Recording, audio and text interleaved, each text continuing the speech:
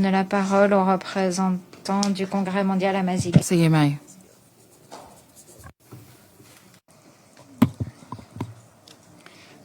Merci Madame la Présidente.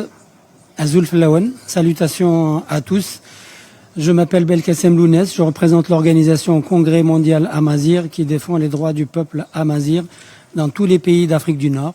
Cela représente environ 30 millions de personnes. Je voudrais attirer votre attention sur la situation dramatique que vivent les femmes Amazigh et particulièrement celles qui sont confrontées aux conflits qui se déroulent sur leur territoire.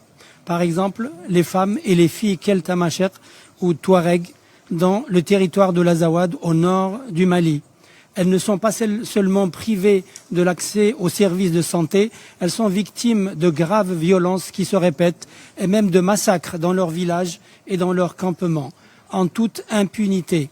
D'autres survivent depuis des années dans les camps de réfugiés, dans l'est de la Mauritanie ou le nord-ouest du Niger. Nous n'avons ni le droit de nous taire, ni le droit de ne rien faire face à ce véritable génocide.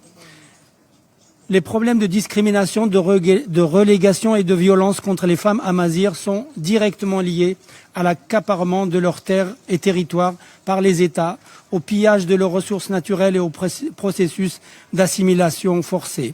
Et lorsqu'elles protestent, la répression est immédiate et féroce. C'est le cas particulièrement en Algérie.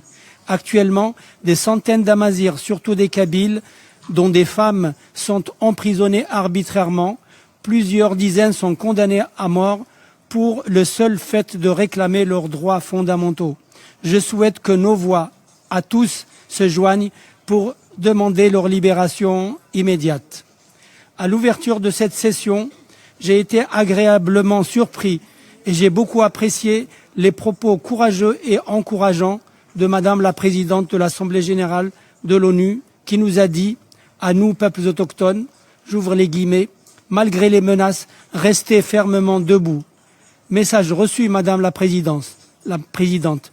Vous pouvez compter sur nous pour rester debout, mais nous demandons à l'ONU de se tenir tout aussi fermement debout à nos côtés. Merci. I think the